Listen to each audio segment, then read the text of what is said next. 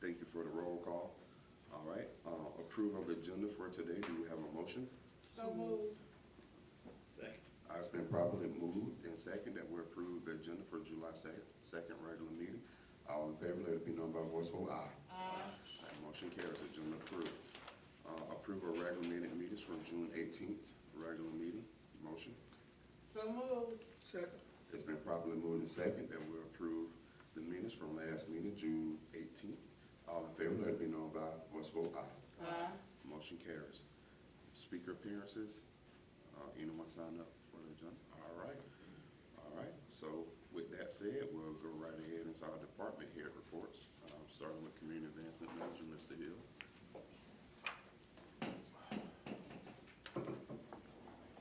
Good morning, everyone. Good morning.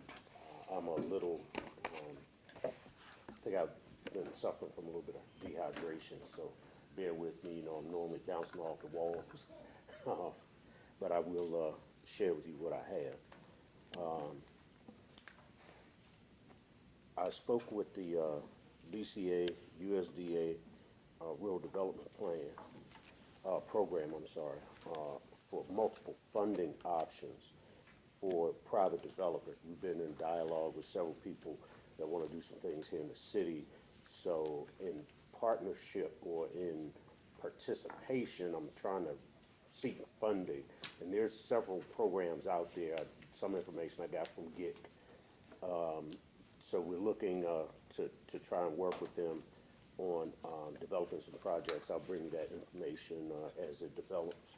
Also, with the land bank, I created a program or a campaign I'm calling 25 by 25. And what that is to take 25 properties and run them through the land bank, bring them back online by 2025. We have a land bank, and it's been in existence for a while, but there was no targeted, focused effort at trying to bring housing online. So that this campaign would target 25 pieces of property, run people through the housing counseling, run them through DCA, and get them get the housing process. We have a company that is looking to bring modular homes here. And so, you know, we'd have the housing stock, we'd have the $10,000 voucher program, and being able to process through the land bank. That is the goal anyway. I have also reached out to several banks and organizations to get them to sponsor this to a degree. So again, this is a campaign I brought to the city manager and still has to go before the land bank committee, but I just wanted to be able to share that in this meeting. Again, I spoke with the gentleman that is from Tifton with the modular homes. He's looking to come here soon. One of the things I identified in working with the land bank and trying to put together some programs is community benefits agreement. And I don't know if we've used that at all, but what it does is it allows the city and the county to establish funding from the developer that goes back into the city or to city organizations that would then fund them. So as an example, if we partner with someone to get $1 million and we say we get 10% of that $1 million coming back to the city, identifying the agencies or entities that get it. So that's something I'll be talking with the city manager about. As we work with these developers, we'll try and institute something on the order of a community benefits agreement that will then give, as they are investing into our community, portions of that money goes back to organizations in the community that we need to fund, homeless coalition, things like that. I attended a Propel meeting through youth engagement, and they introduced, Mr. Powers introduced Leadership Moultrie, Leadership Legends of Moultrie, and they have a train-the-trainer program coming up. So we are looking to try and put some of the people that are involved in the program here in that train-the-trainer. I had an opportunity on last Wednesday. I was off to go over to Albany, meet with the DDA, walk with them, and Monica, I'm going to talk with you about this. But they are actually renovating buildings before people go in them, and they got some funding to be able to do that. Also, I talked to about 5 different businesses that are also looking at expansion opportunities. So in that, Monica and Ms. Redding, and whoever else on DDA, Main Street that needs to be involved, try and put together something to attract them to expand into Cordele, downtown Cordele.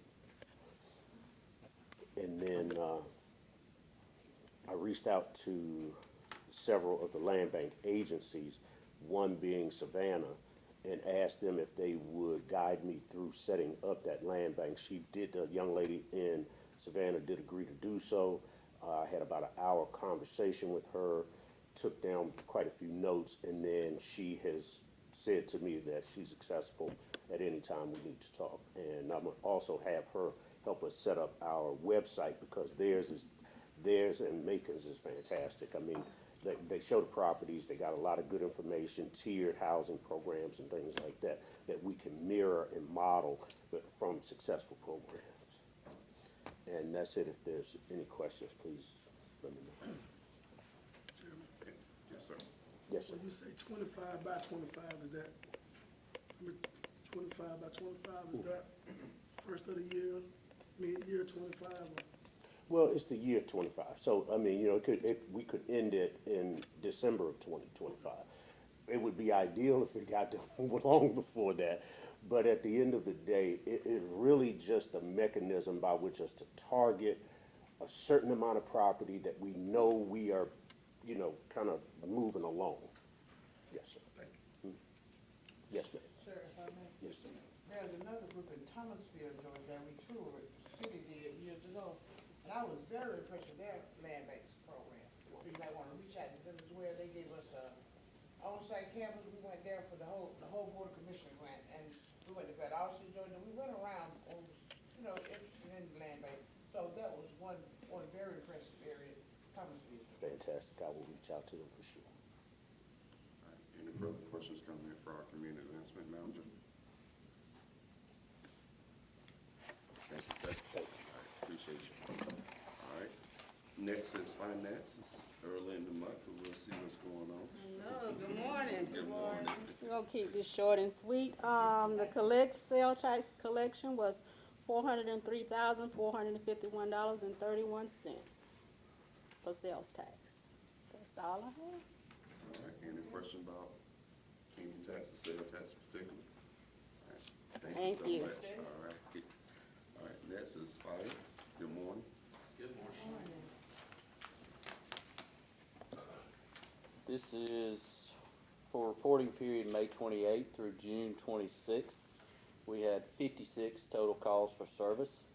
The calls that stand out, we had 2 gas spills, 2 brush fires, 29 calls for medical assist, and 5 motor vehicle accidents.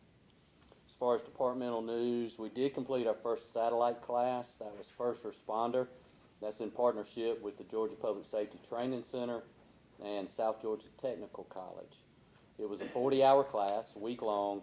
We had 9 firefighters, 7 from Cordele, 2 from Chris County, and we had a 100% pass rate.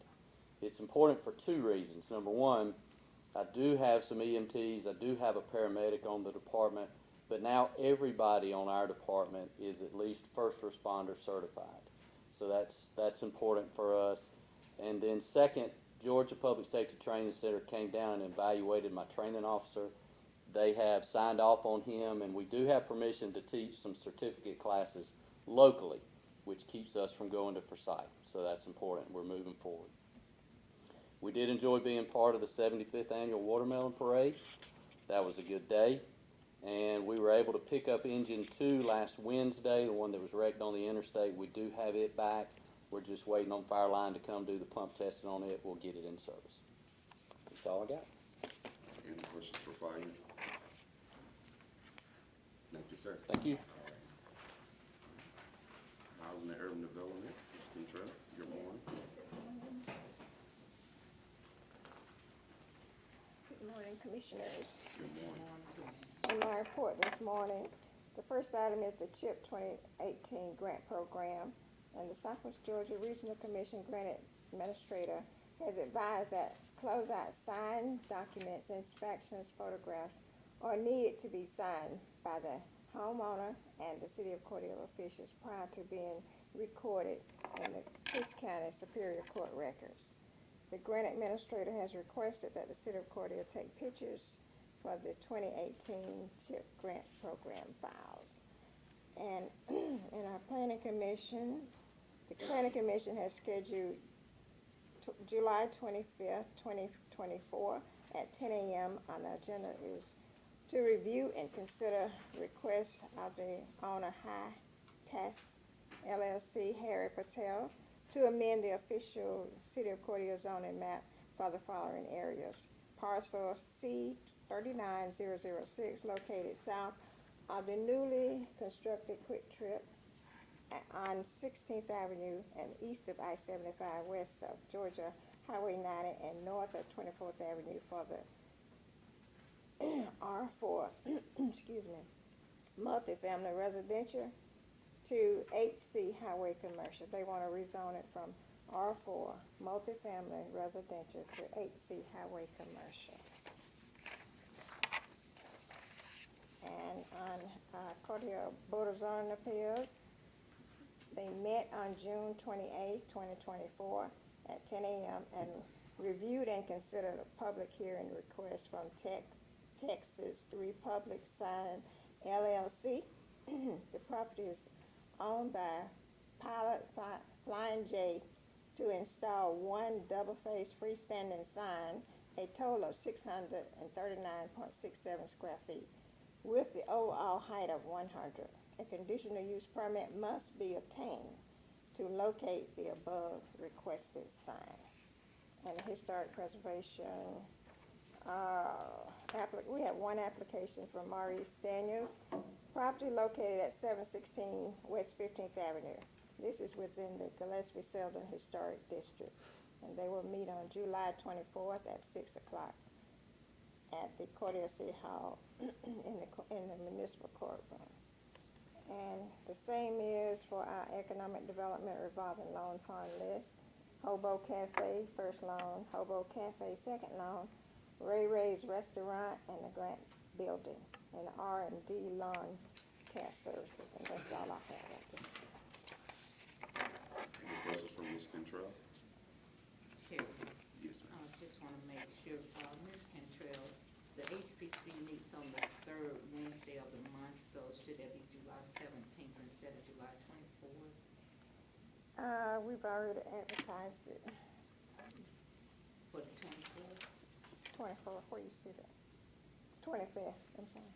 No, the Historic Preservation Commission meets on the third Wednesday of the month.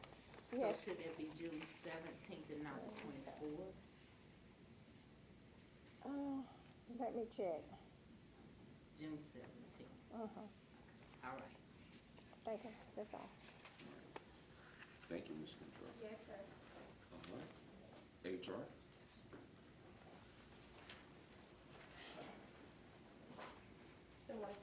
Good morning. So a few highlights that the Personnel Department has is on May 31st, we received the final materials files for the BOP Dog as part of the Workforce Development Initiative. June 4th, completed and submitted the Georgia Department of Community Affairs Annual Wage and Salary Survey. June 18th, participated in a Zoom meeting with Irene Adaji from Emory University regarding the Go Sun SMART program. Conducted a random drug screen, the quarterly drug screens for the gas department, have not received those results as of yet. That is all I have highlighted for the moment. All right, any questions for HR?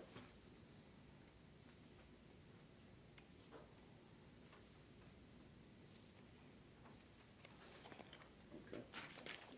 All right, thank you. All right, municipal court, good morning. Good morning.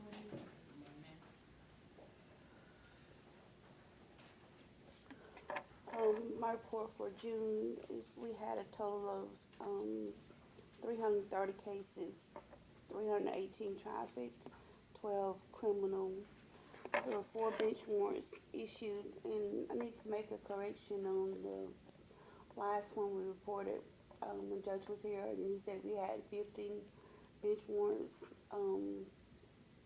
We had a total of 50 from January to June, a total of 50, so not 50 per court session.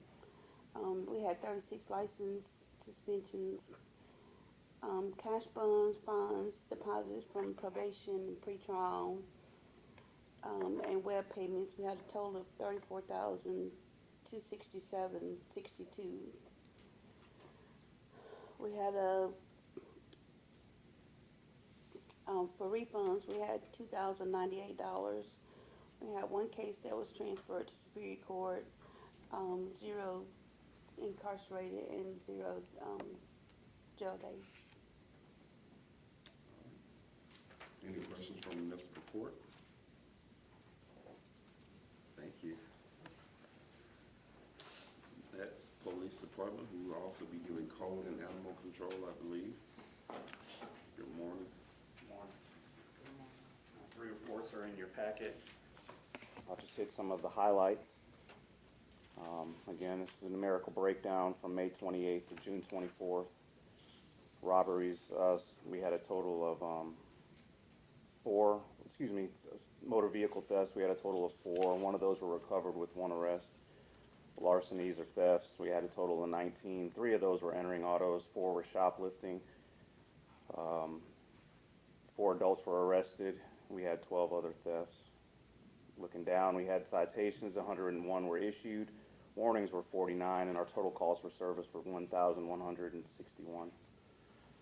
The Cordele Police Department, we're congratulating Dylan Peavy. I'd been mentioning that he was in mandate. He successfully graduated mandate on the 21st, so we're excited to have him on board. He's in his field training, so he'll be there for quite a while, but we're glad to have him on board. We also have a cadet that started the police academy yesterday, so she successfully did everything is in the police academy. I want to thank my staff as well as the people who attended Coffee with a Cop at Hardee's. It was a great event. I was not able to attend, but I hear that it was well attended and they had a good time. Just want to let the public know that there will be an increased presence of patrol officers in the city on the 4th. We put out a Facebook post. We just want to make sure that everybody's safe and that they have a good holiday. That's all I have for the police department. Any questions for police? Question about increased presence.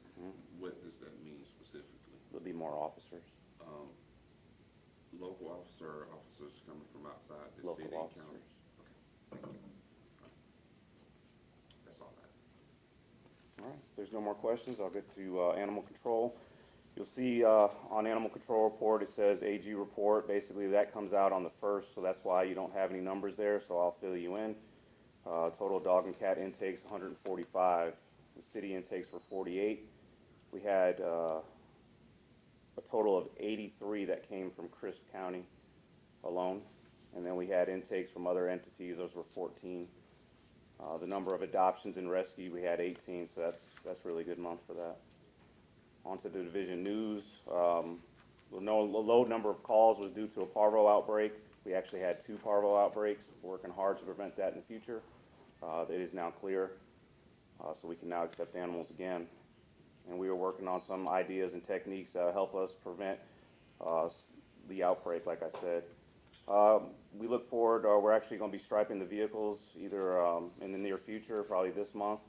So you'll be seeing the new look animal control trucks. That's all I have for animal control.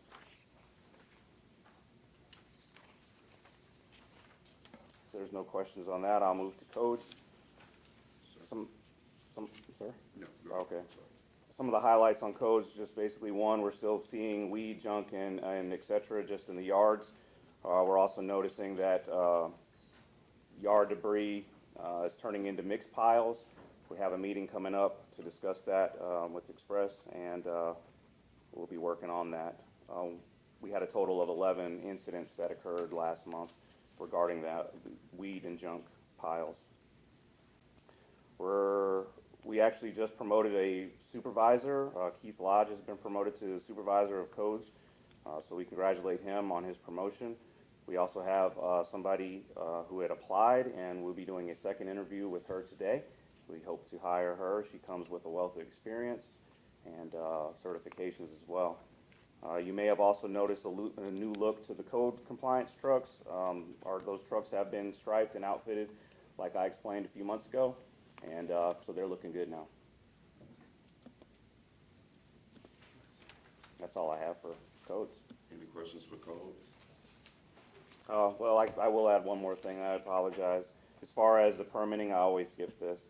The CRM Company LLC, it's a tire recycling facility.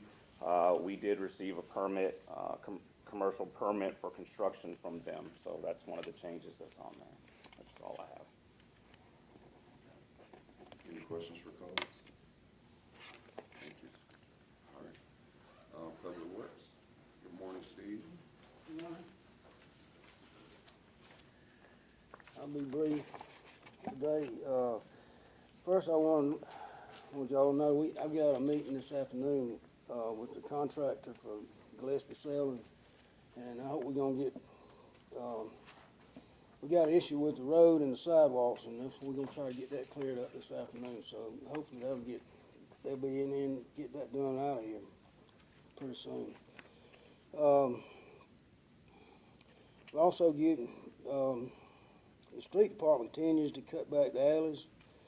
If we ever get through with them, I'm sure we'll have to start over again. But we're getting bids on the sidearm more, which should help us tremendously with that. So hopefully we can get that going pretty soon. And the engineers are drawing up the specs for the ARPA grant. We haven't done any projects yet, but we're getting close to getting started on that. And that's really all I have. Any questions for codes? Where's, down here on the street right here on the first page, it says we have internet intake contact with EPD in the STAR program. What STAR program is that? Is it? Under streets on page 2, right here. Two lines down. What is Steve, STAR? it's on the street department, the first bullet. Oh, yeah, line, okay. that's That's about the tires. In the past, any tire that we picked up, we've had to pay to dispose of them. And this is a program through EPD where we have to use their vendors, but we pick up, whatever tires we pick up in the alleys and so forth, we'll pile them up and then we call them, they come get them, and then the EPD reimburses us for them. And it's a good bit of money too. Okay. Well, that's what that is. I'm sorry, I didn't realize what Oh, you no said. problem. That's all right. Thank you. Okay. All right, social media and marketing.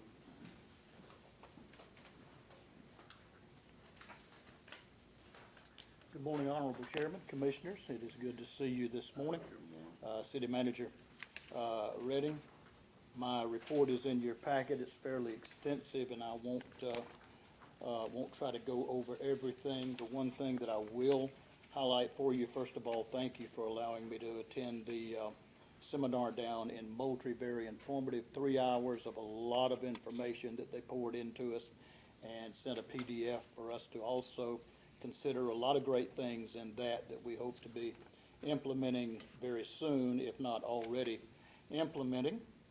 And then the other update I have would be the major thing that we're dealing with, and that is the website. Currently, we went through revision 1, and when we received revision 1, there were a lot of comments and suggestions of what the committee wanted to see in revision number 2, which is now underway. I had a Zoom call with the project manager on Wednesday of last week, and he and I went through a lot of the different comments, and he has promised, while being perfectly honest, in revision 1, we did not see some of the things that we were hoping to see. He has promised to be more diligent in revision number 2, to give us a little more choice in some different things that the committee was concerned about. He is off for the rest of this week. We have a meeting next week, and sometime next week we hope to be able to see the link to revision 2, and we are definitely hoping that we're going to see some big things in that revision. He is going to give us a little bit more in revision two, some different scenarios and some different color schemes that we can take a look at together. So that project is still ongoing, but definitely one good thing about it is there are a couple of aspects within the building of the website that we are ahead on, and so that is a good thing. The CGI Digital, that continues to be in the works as well. I heard from Tyler Head, the production manager, yesterday, or I take that back, it was on Friday in a quick phone call. He let me know that he would be in town probably sometime over the next couple of weeks, and so looking forward to meeting him face to face and going over some things with that project. And I'm hoping he can center his visit to Cordele around our next commission meeting so that he can meet with this esteemed body and you can share with him and talk with him about that project. Other than that, I hope you all have a great July 4th. That is my report, and unless you have any questions. Any questions for social media and marketing? Seeing none? All right, Thank you, Mr. Chair. UCNT. Pleasure to Teddy this morning. Good morning. How you doing? I'm fine. How are all y'all doing? All right.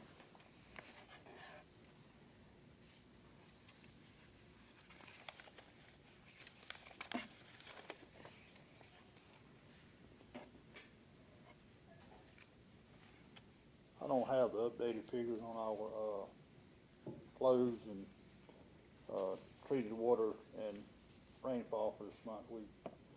Debbie has been out of town, and we just didn't get it because I've been busy. But for June rainfall, we did have, I got that down, 26 and 3.31 inches of rain. We had a lot of rain. We almost running at capacity the whole month at our wastewater treatment plant.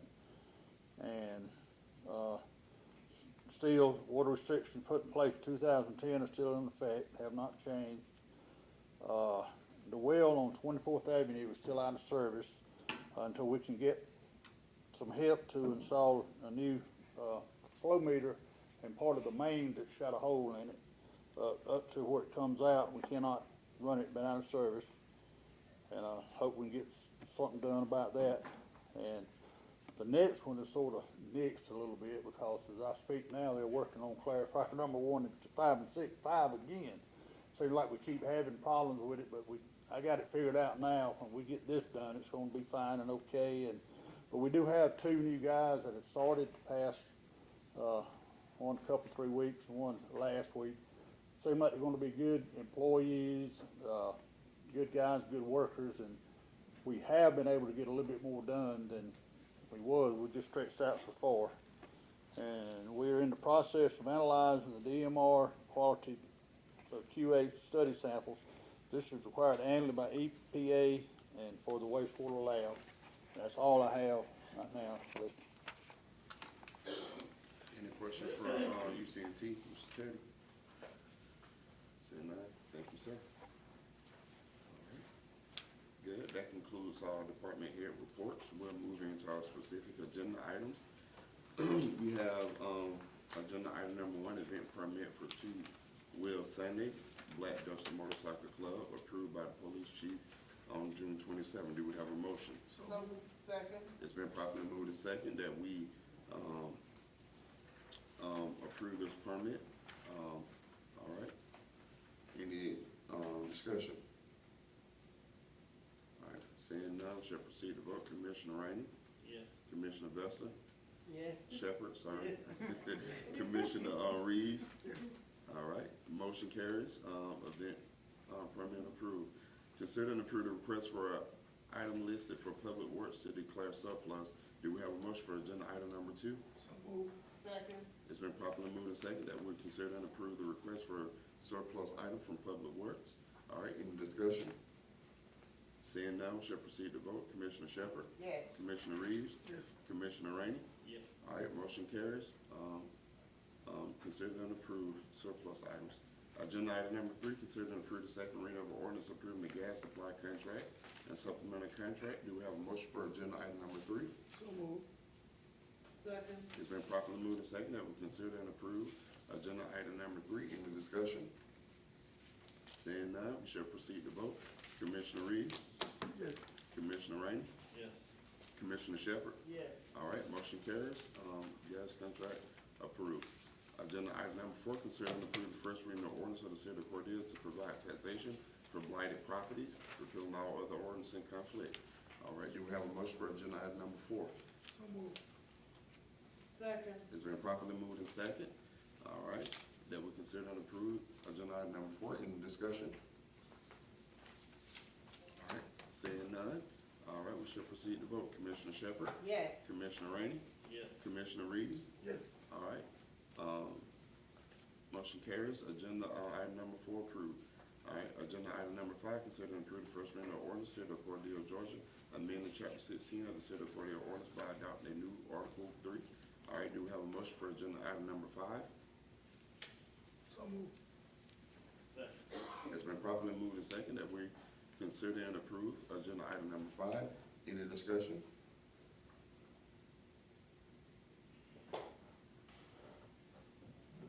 Would y'all like to explain what this is? Yes, sir. Okay. I was asked by another city to create one of those enterprise zones. So I started looking at it, and the more I got into it, the more appropriate it seemed for Cordele, especially our downtown area. So I contacted the city manager, contacted Monica, and Monica's here in case you'd like to talk to her about it. But anyway, what this does, if you meet the criteria, it's criteria that deals with dilapidated buildings, dilapidated housing, level of unemployment, and the level of poverty. All these criteria are in the code. You have to establish those, and then you create this enterprise zone. And that gives you the right under this to provide certain incentives for a business to do something that they might not want to do, and that is to locate in an area that is needs revitalization, like downtown area. And so if it's a qualified business, and that means a business that would create 5 jobs at least, and at least 10% of the jobs they create, in this case 1, if it's just 5, would have to be for low and moderate income people. So you could do that, or you could provide an ad valorem tax abatement for them for up to 10 years, and formula that the code provides in the ordinance. And then you could also, if you need to, waive building occupation taxes, building code fees, and that kind of thing, as an inducement for ABC companies to locate in downtown Cordele. Those abatements would last whatever you negotiate. You could, for how long, up to 10 years.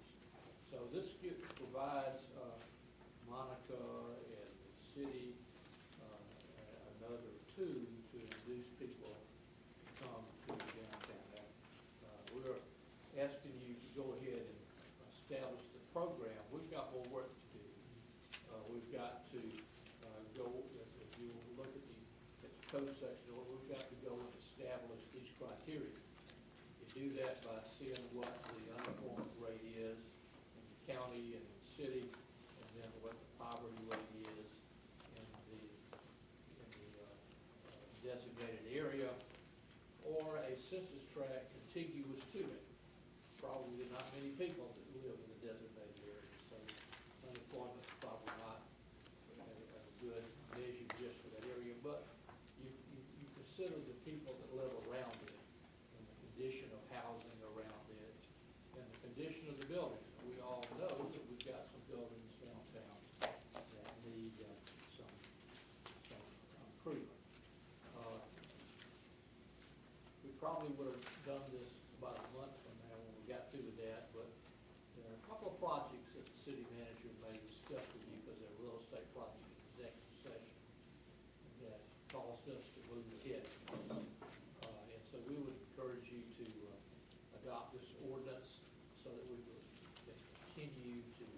put together the designated area and then establish the appropriate criteria for that. And then we would hopefully, if projects move forward at some point in the future, we're not sure when, exactly bring back the projects that that have made application or made contact rather with the city manager and Monica regarding certain projects downtown.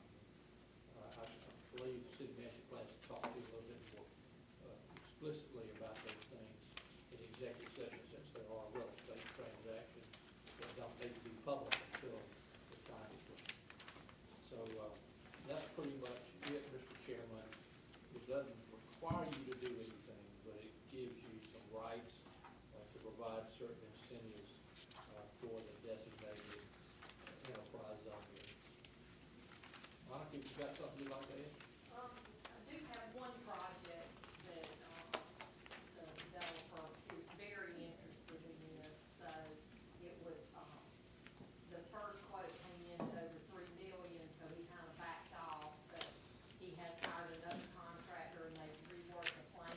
Contractor came last Friday, so we're pretty close to getting this project started, and this would help him immensely.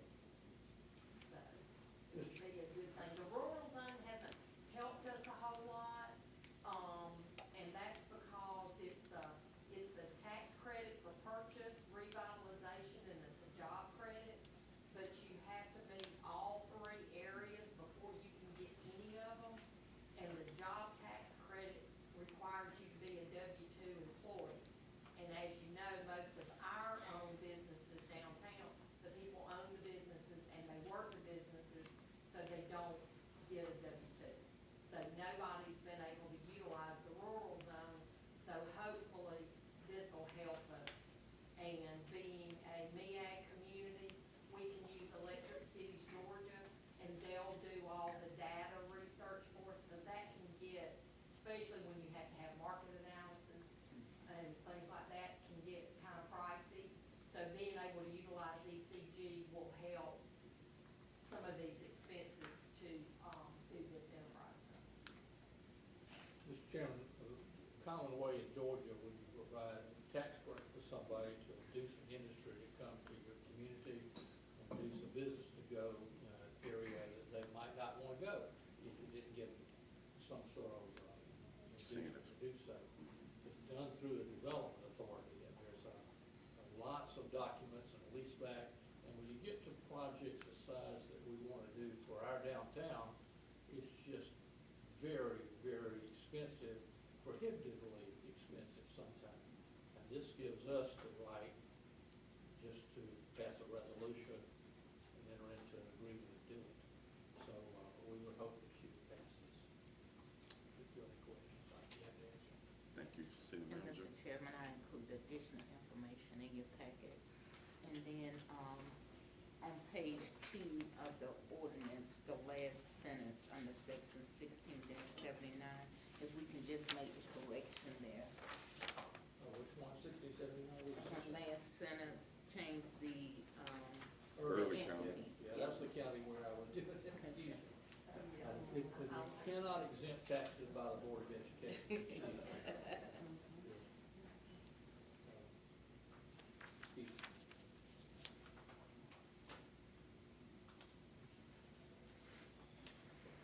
Mr. Chairman, that there is one, when you do a tax abatement, most of animal law taxes, as we all know, come from the county. Right. So the way it works is you enter into an intergovernmental agreement with them that they do the same thing. Taxes with the county is more complicated because you've got the county commission, you've got the tax assessor, and the tax commission. So that's a little bit of a dance to get all that done. But I'm sure they want to redevelop downtown as much as we do. Situated there. Thank you, sir. Yeah, thank you. This is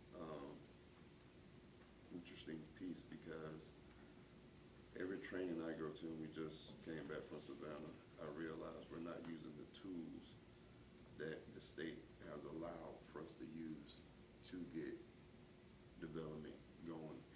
The state of Georgia is very, they have a lot of laws and a lot of programs for us to take advantage of. So I'm in great favor of this. However, I do think there are ways we also can work with, the people downtown, even if they're not W-2, there are some tax things that you can kind of do, where that thing can be a little bit more realistic or what have you. At least that's what I've been learning in the trainings I've been going to over the last two and a half years, maybe 2.5 years, or what have you. And being at one point I'm so proprietor myself, there's creative things, legal creative things you can do throughout the tax code where they may be eligible for other things. So that's a conversation I think we got to educate our entrepreneurs and business owners about as well, how to situate themselves and position themselves to take more advantage of. There's a hurdle and there's a legal way, that we can accomplish that. I think we should start educating and having that conversation early on. So I think we just had a opening near downtown, a grand opening, I think. I'm going to announce it now. Okay. No labels. Right, okay, yeah, so, but once they get there between the Chamber of Commerce downtown, we also gotta, I believe, have to start helping them understand, because sometimes an entrepreneur, they have a plan, a business, but taxes is very complicated, so if we can utilize resources between the city, the DDA, and the Chamber of Commerce, to help them understand that and better position themselves, I think it's a win for all of us. So that's what I'd like to see moving forward. Any further discussion? Yes, Chairman, I just have questions on this. Would this apply to only new businesses? Creation of jobs. Or creation of jobs, only new businesses? Well, we also have businesses down there that are upset about us charging an additional tax for locating to downtown Cordele. So I just think we need to look at other ways of maybe funding the DDA without that additional tax on the existing businesses that are down there, because they have to pay, they struggle with that additional tax to locate there. So it's tough to sit here and say the businesses downtown that are currently there and have invested in downtown are gonna have to total additional load while we incentivize new business to come there. I just think we need to be fair to the pre-existing businesses that are there. I've struggled with this all my political incentives are basically unfair. Yeah. My dad owned a business in downtown Albany for 45 years, a little corner. He paid taxes, nobody would get a tax break. On the other hand, when we wanted to bring Procter & Gamble to Albany, they get a huge tax break, because they're financed through the authority. So, the idea though is to create new jobs and redo businesses. I understand it's a policy matter about the extra tax that y'all gonna have to decide, but, this would be, I haven't really thought about the idea, let's say ABC sandwich shop decides to bring on 5 new employees, you could do it for that, On the other hand, you have to commit during the entire period, keep those extra jobs. It's generally for revitalization of the dilapidated buildings and redoing a new business in downtown, or any area. It doesn't have to be downtown, that's what we were thinking about, but this can be any area of the community that you could choose to, including housing, is in there, you could do housing, including to provide these incentives for redevelopment of any area you feel like qualifies as an enterprise. Any further comments, deliberation? Monica?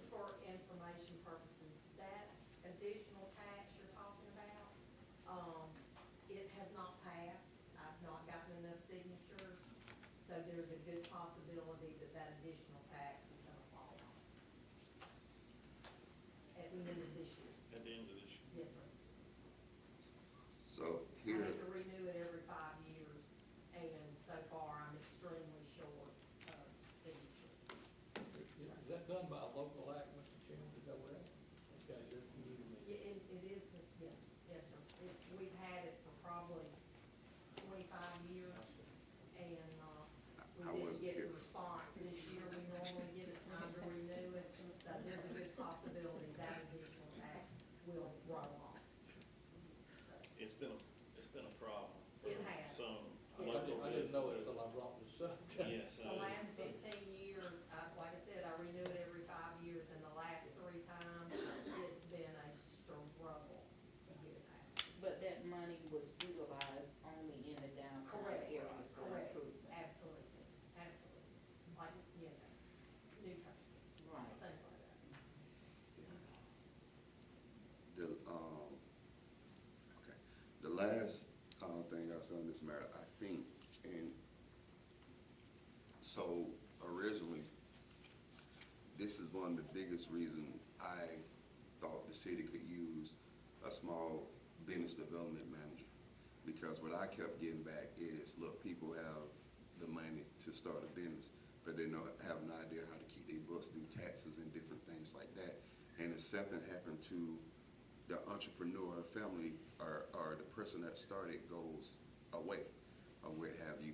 And my original vision for the 3 positions, being the community advancement manager, being social and marketing media, was that 3rd position was key for this very reason.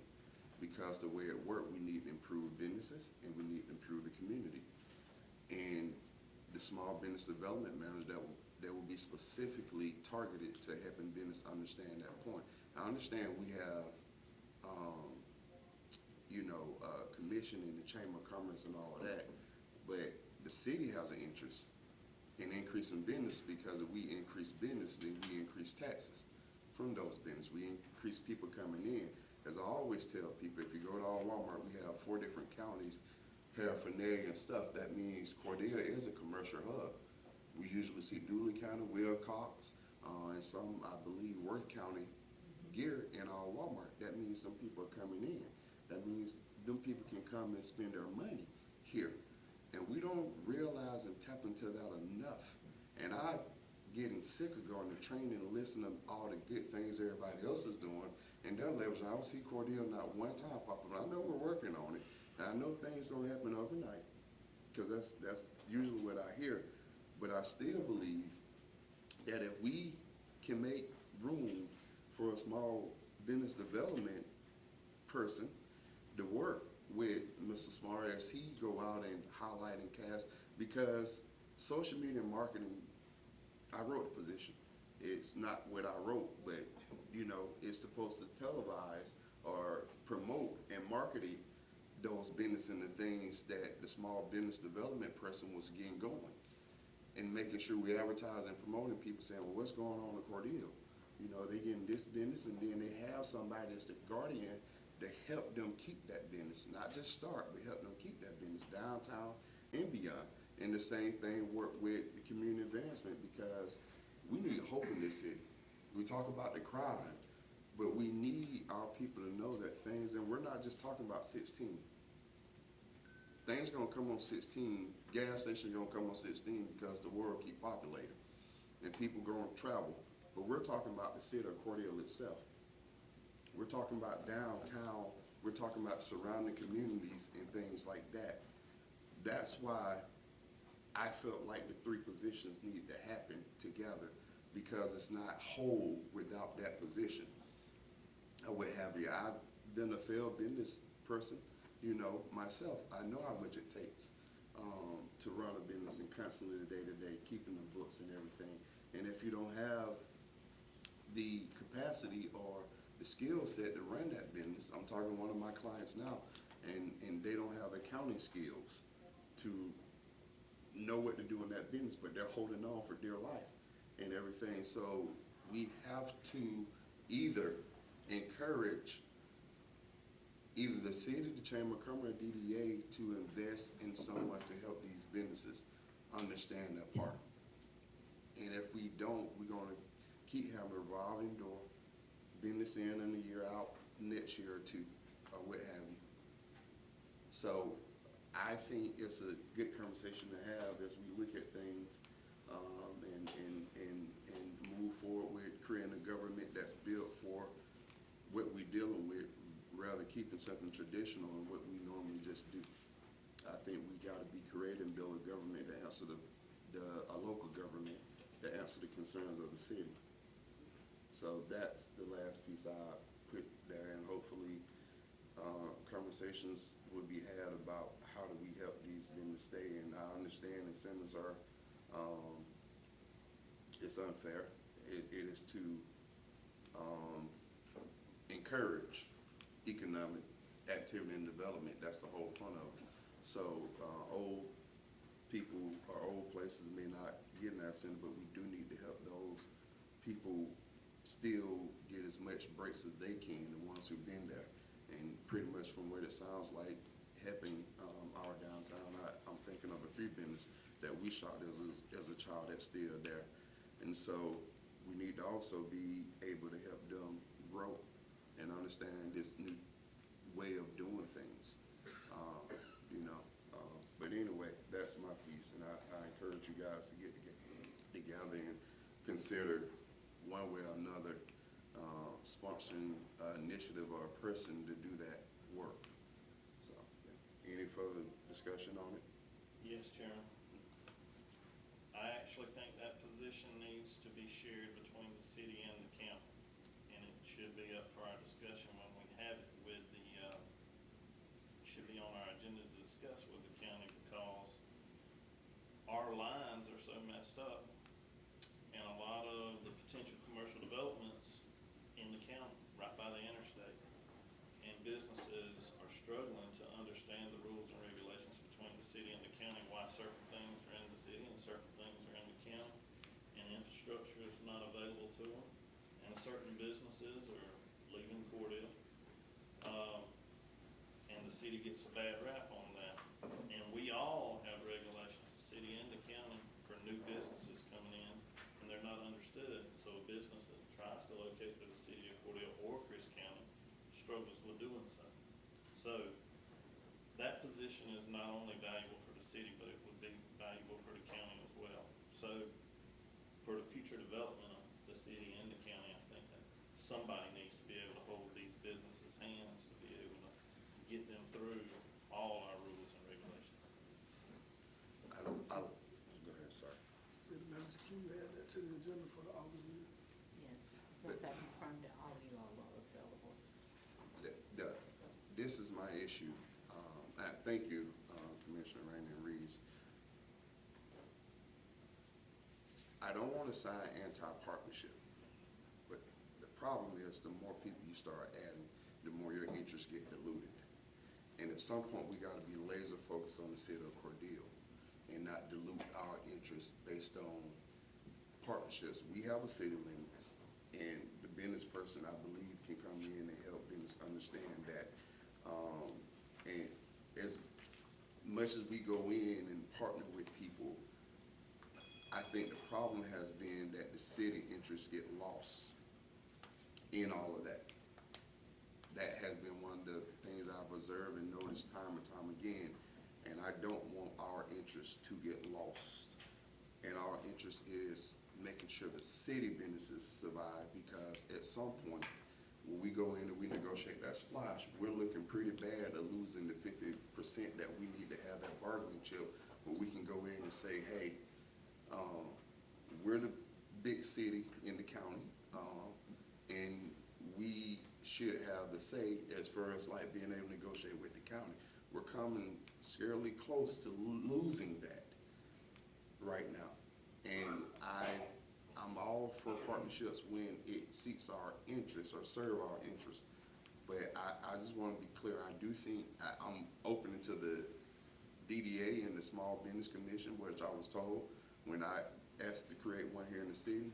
But as far as having a county partnership with it, I just don't want to lose our interest in it and making it work. We know our downtown area, which is where cities have fueled for economic development and growth over the years as several cities, Thomasville, Rome, Canton, or what have you. These people have increased their population in 10 years from about where we are now to about 20, 30, 40,000 in 10 years because of economic development, people moving back, which has its own problems, but at the end of the day, that's what, if anybody wonder why we go to so many trainings, because that's what you learn.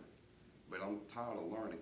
I want to apply, you know, and I think that's what we should be. And I think one of the things they've done is been very creative in that thing. I also, have you, Monica, have you met the new DDA in Americas? A young guy? I forgot his name. It's Kiwan. Oh, yeah. Kiwan. Okay, K1, yeah. So him and I talked and had a good discussion. He's doing a lot of interesting things down there, and he's on tap with the senators or what have you. He's just secured millions of dollars by talking to us, 2 U.S. senators. And we got to have that energy and initiative for those things, or what have you. And all that's going to help all our people and our investors and our downtown people. But we just got to have that energy and engagement, because I'm looking at everybody else around us, and they're applying these wonderful things that the state has allowed for to develop, and we got to get there. We got to apply, and we got to utilize everything that we can to get it going, because again, we are a commercial hub right now, but pretty soon people are going to start going elsewhere for jobs and spending their money. So yeah, anything else? Anything else? But to keep in context, the whole point is we need to do some window dressing, so we'll be set up to make sure. I didn't lose that in the ramble. Really do anything except sign the program. Right, I didn't lose that in all the ramble. It'll Okay. come back to you for Right. ultimate decision about our project. Okay, all right. All right, so no further discussion, we'll proceed to vote on it. Commissioner Shepherd? Yes. Commissioner Reeves? Yes. Commissioner Rainey? Yes. All right, motion carries. Consider and approve. All right. Consider and approve the first reading of ordinance repealing section 1215. Do we have a motion? Do you want to say So, anything? y'all, would you like to have a motion first? Mr. Chairman? I'm ready to move forward with it, so move. So moved.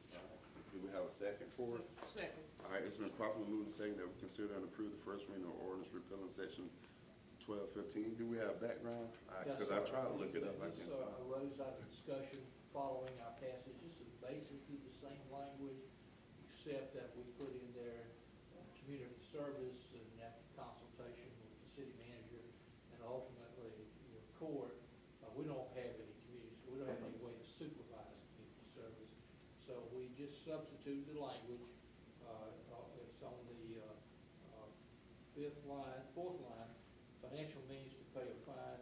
The court may impose such other penalty as the court may determine. That's if somebody, we imposed a fine of $100, they can't pay, and so the court would devise some other means of enforcing it. But it does not include jail time. It does not. We talked about probation, but you really, as you know, Mr. Chairman, until you convict somebody of something, you can't put them on probation. So, that's not what this is, but, it leaves it up to the court to determine what to do. Maybe payment plan or something, whatever you would like. Any discussion?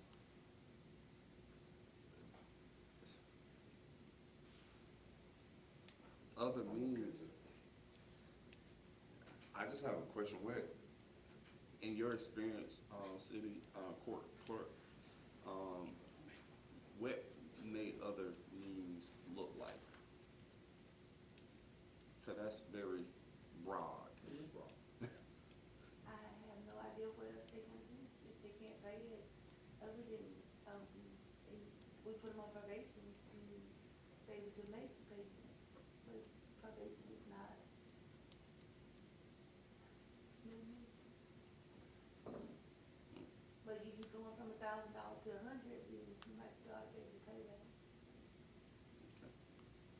but previously, as it was stated, the former language was community service, and we no longer have community service. So as the city attorney stated, it could be placing them on a payment plan, for the $100, because it definitely does not include jail time. And if you all want clarification as to what that will look like, we can include that in here, so we're all clear. Yeah. Okay. I just need, cause yeah. Mine can go in different places with other means. I mean, I know that's some things you can't necessarily do, but, yeah, I don't know, but, okay. Yes, sir. I recognize what you're saying. Yeah. I think we probably, court will have to scribble that and figure out what to do. Yeah, I think that's part of my fear. That's why I said maybe we just need to include in here what that will consist of. Yeah. Whether it's a payment plan or a conversation with the I don't know what it would be right now. Okay. Yeah, we need to have a conversation with the judge.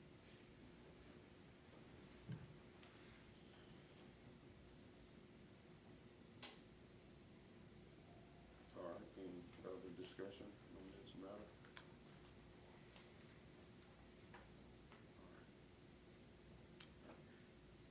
All right. Michelle? Proceed to vote. All right. Commissioner Reeves? Yes. Commissioner Shepherd? Yes. Commissioner Rainey? Yes. All right, motion carries. It's approved. All right, agenda item number 7, discussion proposed salary increase for the city commission. All right, do we have a motion? So moved. Do we have a second? Second. All right, it's been properly moved and second, that we, entertain discussion for proposed increase for the city commission. All right, any discussion? Mr. Chairman, for an order. Yes, ma'am. I was told when I came aboard of this commission board that the only time that the commission will receive an increase in salary is during the election year, and have to be voted on if I'm in order. After election. After. yeah. After the election. So election have to pass by, because you can't, Okay, Yeah. so we just passed the election year, we're in the 6th month. it has to be proved before that. So if before you on Rainey was, if we would have pushed it before you on Rainey, It would took effect this year. Right. yeah, but the next election is next year, so it won't take effect till 2026. January If it's 1st, passed. Okay, so, Yeah. okay. Yeah. We really can't pass it. You have to have this home rule thing. You have to advertise it in the paper 3 times Three before it's finally consecutive. done. So we can start the procedure now, or it's too early? No. No, Okay. You can discuss it now. Yeah. But before it can be approved, it has to be advertised 3 consecutive weeks before approval by this board. And I included in your packet the Georgia code relative to the salary increase. and they have to be regular consecutive meetings. So when you have a meeting every 2 weeks, that's a little tricky. So we need to put it in the paper, pass on the first time, next time, and then 2 weeks after that, we'll have that 3 times to get the timing right. You got plenty of time. Yeah.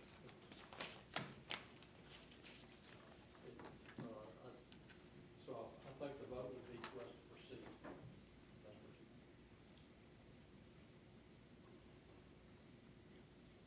Any more discussion on it?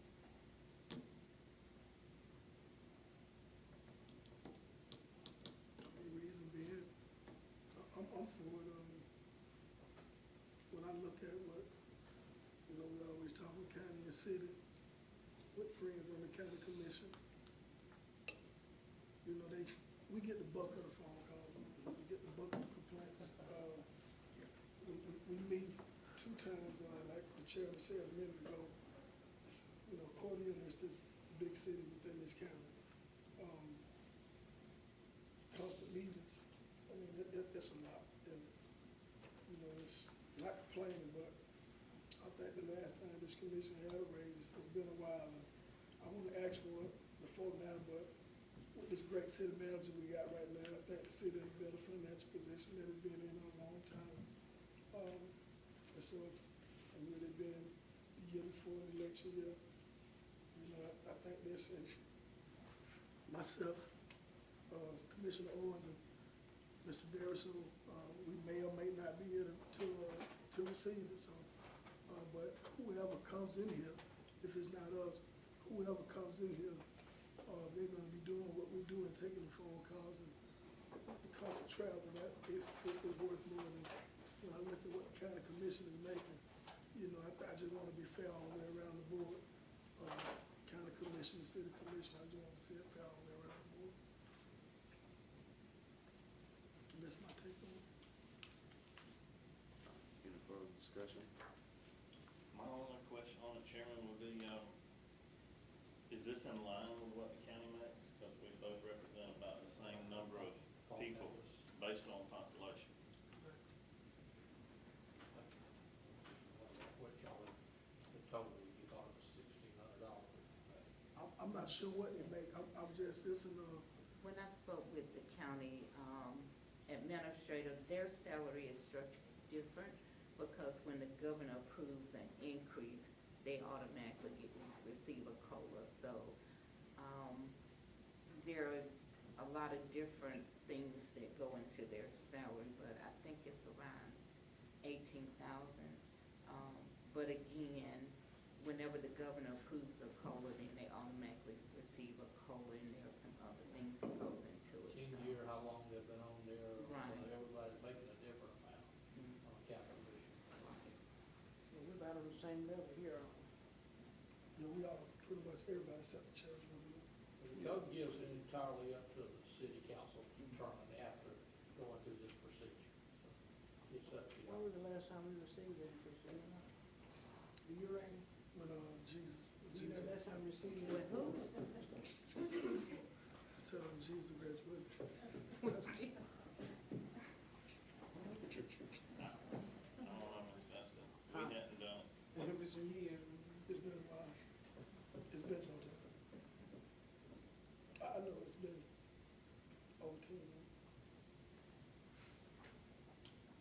Mr. Chairman, we need to know if we're gonna stick with 1,600 or change that before we put it in. So here's my thing about it. First of all, I feel very much split on this because on one end, this position has been reserved for these positions, usually retired people and people who have several different incomes coming in. And so for people my generation and younger, it's almost an impediment to even run in whole office. And I can personally say, with running up and down the road, working in the costs and missing meetings, and as a contractor, anytime I show up for something, I'm not making money somewhere else. And so it does cost. So on that point, you know, I want to say yes. But I also realize that every penny that goes towards us is a penny less that goes towards some of the initiatives that I'm asking for the city to adopt. So that's where I pretty much fall on this place. And I hate to use the word politician because I never wanted to be one. I always wanted to be a public servant, but people see all the time politicians increasing their money, and then you have city employees looking and if we come up with increases for them or not, and where it's going to look. But I can tell you, as Commissioner Reeves have said, the constant phone calls for me is more Facebook messages on the phone calls that we constantly get and receive, and the conversations that we have, and things like that. And other places, bigger places, or what have you, they make a living salary, and you see younger people able to run the whole position because of that. I don't think the city of Cordele have the potential for that. I actually know it does not, or what have you. But this is deeper than just with somebody getting paid. This is also the realization that we need to encourage younger people. I know once I leave, I say it countless times, I do not want to be the youngest person sitting up here, or what have you, because, and what constantly came out is the whole thing of, if you wanna see people in your community have reflected in your leadership, or what have you. And we're not diverse as far as age around this board. Some may argue with that, but, you know, the generational differences in which I think I struggle with for the most, because we think different a bit, and that's why a lot of our earlier experience was the way they were. What have you, what we say, what we think, how we believe civics should go, or civility should go, or what have you. So it's deeper than just, for me, what somebody get paid. It's also setting a moniker, so to speak, to allow somebody, if they're not set up in a certain way, to also be okay with running for these seats and being able to be fairly compensated for these seats. So I believe it may take longer than people want to take, but I believe this is where we should err. So on record, the public will know what I said about this. That's a lot of reason I talk, because I don't believe we should just, you know, move on and make votes and not put out there what we're thinking or what have you, and why we will vote if it come down to me the way we vote or what have you.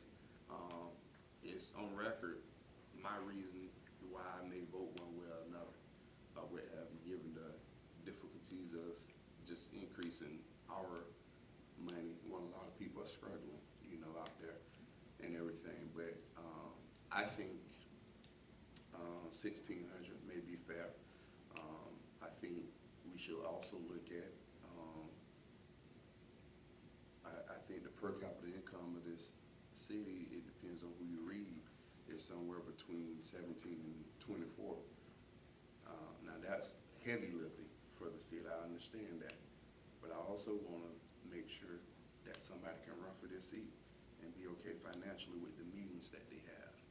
And the time it's going to take away from them neighbor. And I'll be honest with you, some people can get jobs if they take a political position, or get business if they take a political position, or stand with certain people that people may agree or disagree with.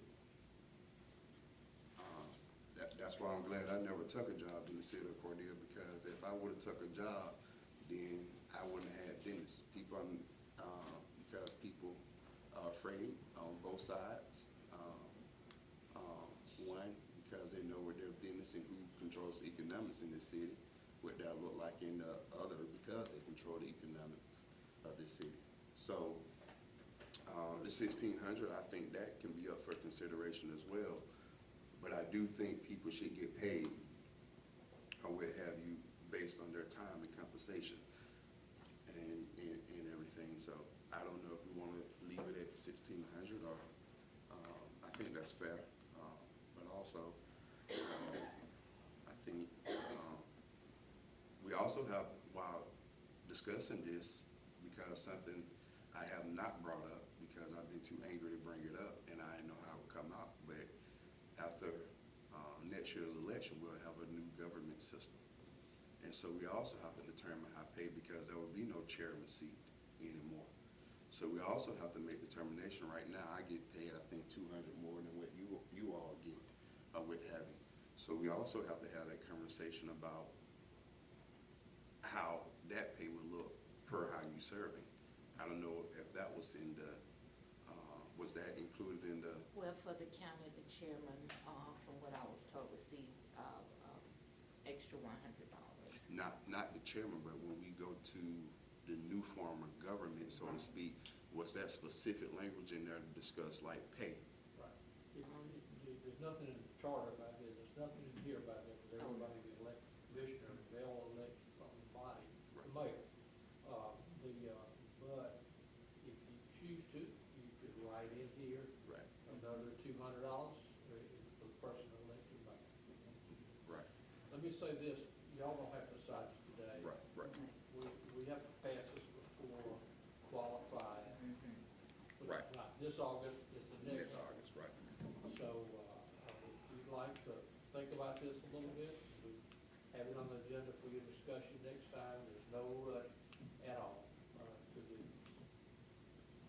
plenty of time. So commissioners, how do you want to proceed with this? Y'all can make motions, y'all can do whatever y'all like. Or motion for the increase. I second. Increase them to what? Just a flat rate the for flat- all the members, flat rate. 1,600 for all members. Could you include that in your motion? I motion the 1,600, But you across, get your extra two. across the board. Are you second to the motion on Yes, this? I did. All right, it's been, properly moved and second that we increase, the salary amount across board to 1,600 for commissioner, whoever that's will be elected or selected, as anything else. All right. Any discussion on that motion? I know we discussed it at meetings, but any discussion on that specific motion? All right, seeing none, we shall proceed to vote. Commissioner Shepherd? Yes. Commissioner Reeves? Yes. Commissioner Rainey? No. I'm hoping you wouldn't say that.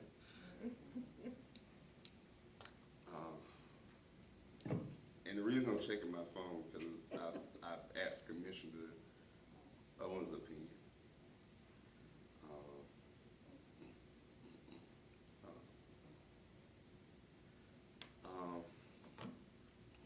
Okay.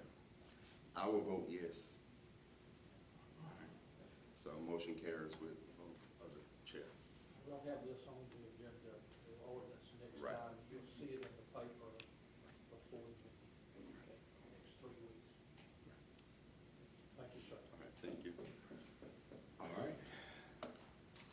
Next, the city manager report.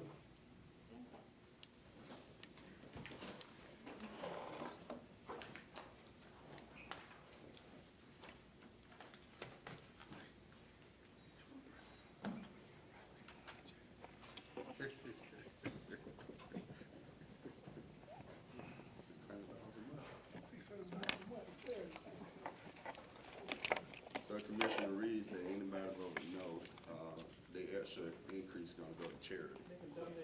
Yeah, it can go to charity, so I like that idea. All right. All right. Well, good morning again. Good morning. City Manager's Report for July 2nd, 2024. Even though I know this is part of what they do, I would like to thank both the Cemetery and Parks Division as well as the Street Division on the great improvement and the great work that was done on the 5th Street overpass. You all should notice a difference with some of the overgrowth gone as well as some of the debris that was located along the guardrail. So thanks to both divisions within the Public Works Department. Updates and announcements. Fireworks on the Flint will be held on July 5th. The 4th is on Thursday, and the next day we all have to get up and come back to work. So the fireworks will be on July 5th. Why? Oh, you want to give us an extra holiday? I want to see employees coming back on Friday after the 4th of July. That's a So decision. my motion is to give the city, chairman, if I may, my motion is to give the, city employees that Friday after the 4th of July. Oh, I second. I have been properly moved and second that we give our city employees off on July 5th, so they will not have to come in the day after the 4th of July. All right, any discussion on that motion? Thing I say, thank y'all, and y'all deserving, city employees. All in right, favor? and we'll proceed to vote. Commissioner Shepherd? Yes. Commissioner Reeves? Yes. And Commissioner Rainey? Yes. All right, motion carries. Oh. It's Also, the part where y'all clap.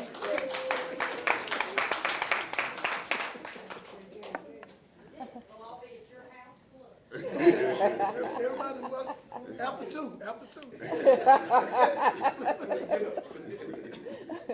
All right, well, thank you, City Commission. So, we will be off Thursday and Friday. So thank you again, but the fireworks still will be held on July 5th. So, okay, 9:30 p.m. at the State Park, so, enjoy. Thank you. Land Bank meeting will be held July 9th at 1 p.m. The meetings are normally held at the Power Commission. I'm just waiting for confirmation, but the meeting is scheduled for July 9th. Ministers' meeting will be held July 11th, 9:30 a.m. at the Community Clubhouse. And again, We will confirm, but normally the Historic Preservation Commission meetings are held on the third Wednesday of the month at 6 p.m. So I have the date of July 17th at 6 p.m., but we will confirm that meeting. And then we have a Planning Commission meeting scheduled for July 25th at 10 a.m. As the chairman and some of the other elected officials have stated, we had the opportunity to attend the annual convention in Savannah. And as you can see, this is the Honorable Commissioner Owens representing the city by carrying the flag in the Parade of Flags event at the convention, and all went well.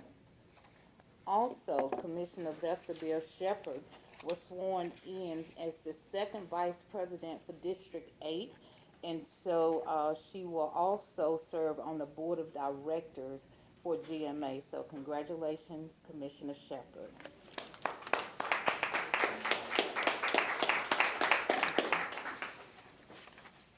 Next, one of the initiatives that I would like to mention that was actually began at the annual convention is the Georgia Reads campaign. Malcolm Mitchell, hopefully most, if not all of you all know him. He played football for UGA and went on to win a Super Bowl championship along with Tom Brady. And he has launched an initiative called Georgia Reads Campaign. If you ever have the opportunity to hear him speak, he will tell you that being able or learning how to read really changed his life. And so his goal is to make sure that Georgia is represented well in terms of literacy, because I forgot what number, did he say 42nd, 43rd, but anyway, we definitely need to improve. And so a campaign was launched during the annual convention, and the key players for this campaign, Malcolm Mitchell will serve as the coach. Mrs. Burns, wife of Speaker of the House, will serve as quarterback. The Honorable John Burns, Speaker of the House, will serve as wide receiver.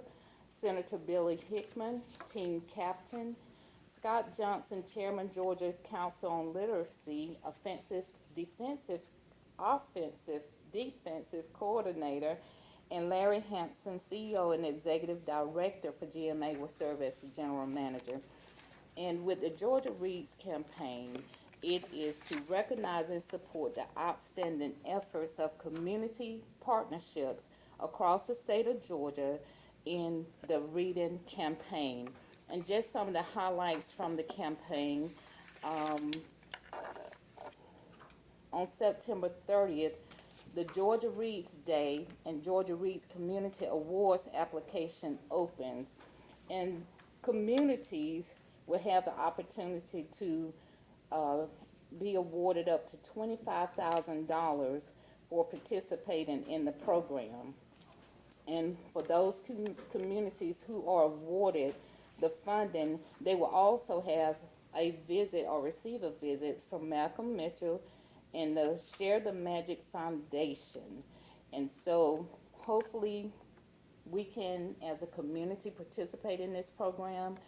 I did send information to the superintendent so that she will have the information, but I'm sure they're going to roll it out to schools all across the state since it is an initiative statewide. And then on November 4th, a virtual Read Bowl challenge opens. And so that is another opportunity for our students here. And then on November 26th, the applications are due. And then in January 2025, the Read Bowl kicks off. And then in February 2025, Georgia Reads Day at the Capitol, up to 10 community partnerships awards announced and the Read Bowl champions honored. And so we will have some of the cards. Again, this is the front of it, this is the back. We will have some of these available in the lobby for those who would like information on this campaign. Other upcoming events, Cordele Community Cafe will be held on July 8th, 5:30 p.m. at the Clara Scott Community Center. And then we will have the 4th annual Back to School Bash on Saturday, July 27th from 11 a.m. to 2 p.m. at the Recreation Center. And as you can see, we will be giving away backpacks, free food, free haircuts, and braids. So a lot of activities going on the Back to School Bash. Just want to make you aware of some new laws that became effective July 1st. The Safe at Home Act, because we know we have, again, a lot of properties in need of repair here in the city of Cordele, and we want to make the tenants aware of their rights as well. And so the new Safe at Home Act requires landlords to provide housing that does not impose health and safety issues, applies to all new leases and any lease renewals. Also, it limits the number of rent payments required up front to 2 months. So basically, regarding your deposit, now it is limited to 2 months. And so just want to make sure our tenants are aware of that information. The Georgia Squatters Reform Act, this act was actually passed in April, but suspected squatters are now immediately issued a criminal citation and have 3 days to present a lease. If the lease is fraudulent, the case goes from a misdemeanor to a felony. AEDs in schools, House Bill 874, requires every public school to have at least one automatic defibrillator in the building. HB 409, Addis Law. We know we have some citizens who pass a stopped school bus, but now that fine has increased to $1,000 for drivers who pass a stopped school bus. And the bill is named after 8-year-old Addie Pierce, who was hit and killed by a driver while trying to cross the road to get onto her school bus, and that happened in Henry County. Some additional information, we received a check from Home Depot. We participate in the Home Depot rebate program through GMA. And then I discussed briefly with Steve that we're going to issue an RFQ for engineers. Right now, due to the ARPA project, and we know that is a $10 million project, the current engineers that we use, they have had to place the LMIG project on hold.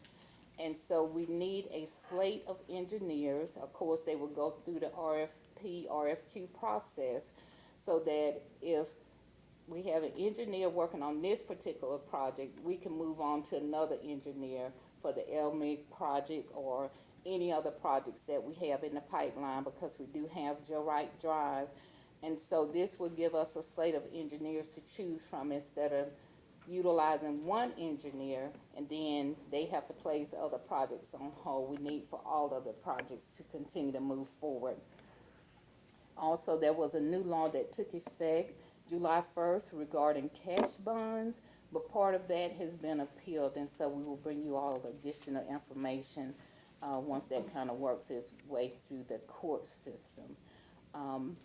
As the chairman mentioned, we do have a new business downtown. No Labels, but Labels is spelled Labelz, and just from the apparel, it appears to be geared towards, you know, our younger citizens. So hopefully we will all go and at least visit the store and encourage everyone to go and support them. On July 17th, I had asked if you all could hold that date for a joint meeting with the county. Carl Vincent Institute reached back out and they would like to expand the program some, and so they are asking if you are available on August 14th. That is a Wednesday, so if you all can look at your calendars and just let me know whether or not you are available on that day. And then I will move on just to highlight some of the meetings I attended. The comprehensive plan public hearing was held on June 3rd. We should have the resolution so that it can be adopted at our next meeting on July 16th. The Propel meeting was held on June 6th, and Chairman, you had asked for the lead person for each focus group. For downtown, the lead person is Monica Renfro. For housing and land use, Tim Powers. For youth enrichment, Monica Robertson. So those are the leads for each of the 3 focus groups. Just to highlight a few more meetings, meeting with the owners of the Swanee House was held on June 11th, and I will be discussing additional information from that meeting with you later. And then we had a ribbon cutting at 703 Uptown, new event space. The ribbon cutting was Friday, very nice facility, so it's always good to have new businesses in the community. And then last but not least, we need to schedule a work session, one, to go ahead and finalize everything for the budget, because we are rolling into the new fiscal year. But then also a request was made for a work session because, as some of you all have mentioned, we attend the convention, we all go to different sessions, and there's just so much information that we bring back. And it was mentioned that, that we have a work session so we all can share information from the various classes, so we can decide some of the initiatives that we would like to move forward with, because we do receive a lot of great information. But once we get back, it's on to the next thing, and we need to kind of debrief and decide, you all as a governing body, the direction that we would like to proceed. And so I will send out dates for a work session. I know normally we hold those after the city commission meeting, which is on July 16th, but I will send out some dates for you all to consider. And my last slide mentioned the city being closed on Thursday, July 4th, but of course you all approved July 5th as well, and so the city will be closed July 4th and 5th in observance of 4th of July. So thank you all very much, and that's all that I have. Thank you, City Manager. Any questions for the City Manager?